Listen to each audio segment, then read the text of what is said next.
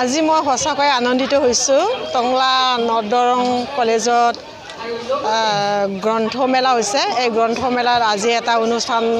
ৰাখিছিলে সাধু শুনোৱা হওক এই অনুষ্ঠানত মোক উদ্বোধক হিচাপে মাতিছিলে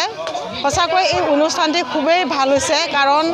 আজিকালি আমি দেখিবলৈ পাইছোঁ আজিকালি ল'ৰা ছোৱালীবিলাকে সাধু শুনিবলৈ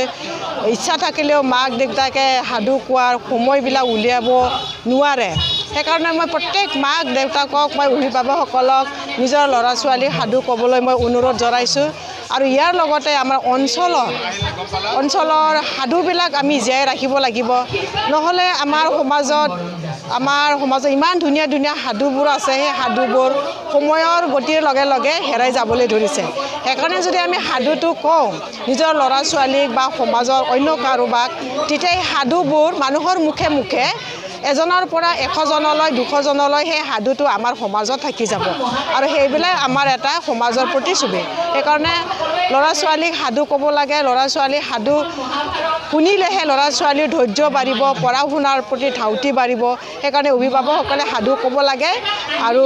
অঞ্চলৰ সাধুবিলাক আমি সংৰক্ষণ কৰিব লাগে